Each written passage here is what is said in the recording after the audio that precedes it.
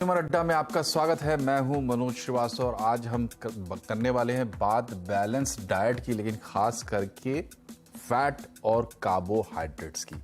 वजह यह है कि WHO ने नई गाइडलाइन जारी की है फैट और कार्बोहाइड्रेट को लेकर, और ख़ास बात यह है कि इसमें WHO ने मात्रा भी बताई है कि किस चीज़ में कितनी मात्रा होनी चाहिए। तो हम समझेंगे अपने मेहमानों से कि ये जो मात्रा ऐड की है अपनी गाइडलाइन में WHO ने, उसके क्या मायने हैं और आम इंसान उसको कैसे समझेगा, क्योंकि ये जनरली थोड़े साइंटिफिक से टर्म हो जाते हैं, तो आम इंसान के लिए थोड़ा समझना मुश्किल होता है। तो हम इंटरप्रेट करने की कोशिश करेंगे कि हमारे आपकी डाइट में, हमारे आपकी थाली में हमें किस तरह की परिवर्तन करने चाहिए। तो इस पर हम बात करेंगे। पहले आपको दिखाते हैं कि मात्राएं कितनी तय की हैं WHO ने फैट की और साथ ही कार्ब्स की। फैट की देखिए, फैट की मात्रा जो तय की है, WHO कहता है कि जो आपका एनर्जी इनटेक है उसमें 30% हिस्सा टोटल फैट का होना चाहिए।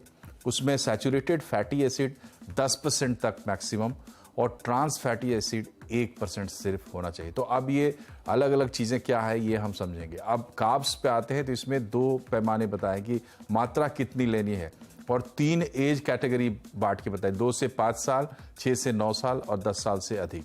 इसमें आप देख लीजिए 250 ग्राम, 350 ग्राम और 400 ग्राम ये फल और सब्जियां आपकी प्लेट में होनी चाहिए। इसके बाद डाइटरी फाइबर कहा कि डाइटरी फाइबर आपको चाहिए कितना, 15 ग्राम, 21 ग्राम और 25 ग्राम, ये एज के हिसाब से। तो ये आपके स्क्रीन पर चलती रहेगी, आप इसको चाहे तो नोट भी कर लें। लेकिन इसके मायने क्या है यही हम समझने की आज कोशिश करेंगे अपने मेहमानों से। और हमारे साथ हैं न्यूट्री हेल्थ की founder doctor Shikha Sharma, dietitian nutritionist साची नायक, और इंद्रप्रस्थ अपोलो अस्पताल के सीनियर कंसल्टेंट बैरियाट्रिक्स डॉक्टर अरुण प्रसाद हमसे जुड़ेंगे। लेकिन सबसे पहले शिखा जी ये बताइए कि ये जो WHO कह रहा है और जो मात्राएं ऐड की हैं, तो इसमें एक तो फैट और कार्ब्स, 2 बातें तो सामान्य तौर पर हमें चलिए हम समझ गए। लेकिन फैट्स में जब ये बात करते हैं तो सैचुरेटेड फैट की बात करते हैं, फैटी एसिड्स की बात करते हैं। इसके क्या मायने हैं? पहले हम फैट्स को अगर पकड़ें तो इसको किस तरीके से जो WHO ने समझाया है वो आम इंसान के लिए उसके क्या मायने हैं ये बताइए। इसमें जो WHO कहने की कोशिश कर रहा है कि जो आप फैट्स या ऑयल्स खा रहे हैं, उसमें आपको जो अनसैचुरेटेड फैट है, उसको कैसे लेना है, यानी उसको आपको कंपैरेटिवली ज़्यादा लेना है। और अनसैचुरेटेड फैट आपको कहाँ मिलता है? जैसे मूँगफली है, जैसे तिल है, जैसे फ्लैक्स सीड है, अलसी का दाना है, तिल का दाना है, ये सारे जितने कि खरबूजे के बीज हैं, इनमें अनसैचुरेटेड फैट होता है। यानी जो भी पौधे से चीज़ आती है, उसको अनसैचुरेटेड फैट कहते हैं, और वो हमारा शरीर अब्सॉर्ब अच्छा करता है और उससे ब्लॉकेजेस कम होती हैं। जो सैचुरेटेड फैट है वो एक थंब रूल है कि वो आएगा किसी एनिमल प्रोडक्ट से। अब एनिमल प्रोडक्ट 2 तरह के हैं, जैसे दूध है, दही है और घी है। और दूसरा है जैसे नॉन वेजिटेरियन फूड है, फिश है, मीट है, चिकन, ये सारी चीजें हैं। तो जो एनिमल प्रोडक्ट्स हैं उसमें सैचुरेटेड फैट होता है, जो प्लांट से हमें मिलता है उसमें अनसैचुरेटेड होता है। हमारी अपनी डाइट में दोनों की आवश्यकता है। ये नहीं कि आप बिल्कुल जीरो सैचुरेटेड फैट खाएंगे, मगर कितना खाएंगे? जैसे अगर आप घी खा रहे हैं तो 1 चम्मच खाएंगे, 5 ग्राम। ये नहीं कि आप घी में पूरियां तल रहे हैं, घी में पराठे बन रहे हैं और आप फिर बहुत सा घी खा रहे हैं और उसको डीप फ्राई भी कर रहे हैं। तो खाइए जरूर, मगर उतनी ही क्वांटिटी जितना आपका शरीर की रिक्वायरमेंट है, जैसे 1 टीस्पून पर पर्सन पर डे, 5 ग्राम के करीब। और जो अनसैचुरेटेड फैट जैसे मैंने कहा इन सब चीजों से मिलता है, उसको उधर से ही लीजिए। ये नहीं कि आप सिर्फ रिफाइंड ऑयल ले रहे हैं और उससे आपको अनसैचुरेटेड फैट जो मिल रहा है उससे आपकी रिक्वायरमेंट पूरी होगी, क्योंकि वो रिफाइंड है, वो प्रोसेस्ड ऑयल है, वो सारी रिक्वायरमेंट आपकी पूरी नहीं कर सकता। तो ये तो ऑयल की बात हुई। दूसरा है कि जैसे ऑयल बच्चों में ज्यादा रिक्वायर्ड होता है, यानी जो जो ये जो फैट्स एंड ऑयल्स हैं, क्योंकि बच्चों की जो ब्रेन है वो सबसे तेजी से 0 to 2 इयर्स में डेवलप होता है, अप टिल 5 इयर्स। तो आप बच्चे को इस तरह का फूड नहीं दे सकते जिसमें 0 ऑयल हो। मगर ऑयल कौन सा? अच्छा वाला। अब छोटे बच्चों को नेचुरली आप मूंगफली और ये सब तो नहीं खिलाएंगे, तो क्या खिलाएंगे?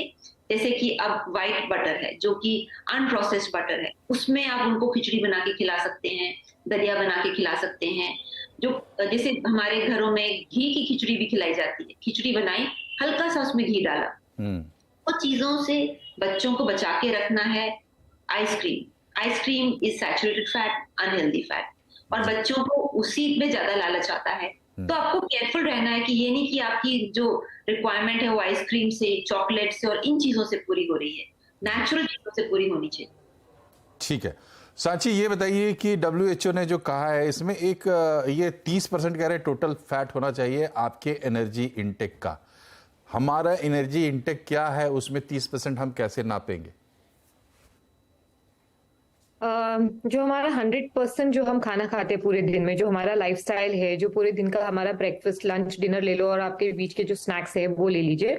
तो फॉर एग्जाम्पल आप 3 मील खाते हैं एज एन अडल्ट या एज अ चाइल्ड, मोस्ट रफली हम 3 मील खाते हैं और छोटे मोटे मील्स खाते रहते हैं। तो वो भी आपका डेफिनेटली उसमें फैट और प्रोटीन भी होना चाहिए। जैसे आपके नट्स ले लिया आपने, या आपका चीज के साथ आप कोई फ्रूट खा रहे हो या दही के साथ आप कुछ खा रहे हो, तो वो प्रोटीन और फैट के साथ होना चाहिए। जो रिपोर्ट के द्वारा जो बताया जा रहा है कि यहाँ पे ब्लड शुगर लेवल्स की बात कर रहे हैं, ओबेसिटी की बात कर रहे हैं, तो इसमें जो है 30% जो आपको बता रहे हैं, तो पूरे थाली में जैसे हम देखते हैं कि आपके ग्रेन्स होने चाहिए, फिर ज्यादा से ज्यादा आपके वेजिटेबल्स होने चाहिए, फिर आपका आपके एनिमल प्रोडक्ट प्रोटीन हो, या आपके डेयरी से आने वाले प्रोटीन हो, जिसमें फैट डेफिनेटली साथ में आता है, और नट्स भी आपके पूरे दिन में होना चाहिए। तो दिस इज द फैट और this is the ratio they are talking about. जी, और एक चीज़ और है इसमें, इन्होंने कहा है कि भाई आप टोटल फैट 30% कंज्यूम कीजिए अपने एनर्जी रिक्वायरमेंट का, उसमें 10% सैचुरेटेड फैट हो सकता है मैक्सिमम, उससे ज़्यादा नहीं। ट्रांस फैटी एसिड कह रहे हैं सिर्फ 1%। ये ट्रांस फैटी एसिड क्या भला, ये बहुत खतरनाक लग रहा है सांची।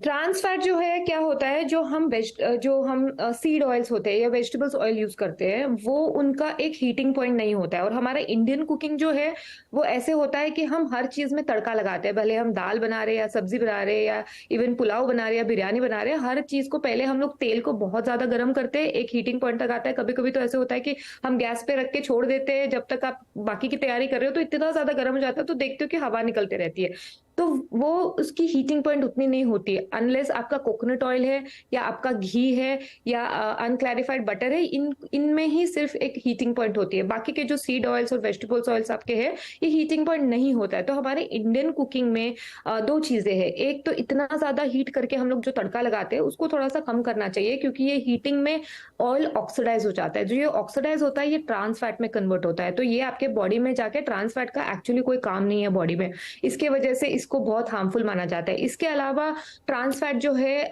मार्जरीन के द्वारा या आप डालडा बोल दो, इन चीजों के द्वारा, जैसे आपके बाहर जो बिस्किट्स मिलते हैं, चिप्स मिलते हैं, सारे आपके जो प्रोसेस्ड फूड्स होते हैं उसमें बहुत ज्यादा यूज करते हो, तो this is the trans fat जो गवर्नमेंट बोल रहा है, जो WHO बोल रहा है कि इसको अवॉइड कीजिए। अनदर थिंग, हमारे इंडियन कुकिंग में फ्राइड फूड बहुत होता है, स्पेशली नॉनवेज जो पकाते हैं, फिश हो या कोई भी नॉन वेजिटेरियन हो, उसको फ्राई पहले करते हैं, कुक करने से पहले या करी में डालने से पहले। तो वो फ्राइंग ऑयल भी जो है, जो इंडियन मेंटालिटी होती है कि इसको फ्राइंग को एटलीस्ट 3 से 4 बार यूज करें, तो उसको एक तो उसकी हीटिंग पॉइंट है नहीं, और उसको आप रेपिटेडली हीट कर रहे हो, बार बार उसको फ्राइंग में यूज कर रहे हो, कि तेल क्यों वेस्ट करे कि एक ही बार आपको फ्राई करके, तो इतना ज्यादा वो ट्रांस फैट में कन्वर्ट हो जाता है, जो बहुत ज्यादा हार्मफुल होता है आपके ओवरऑल हेल्थ के लिए, आपको आपके कार्डियक हेल्थ के लिए बहुत अनहेल्दी होता है। तो ये है ट्रांस फैट। जी, तो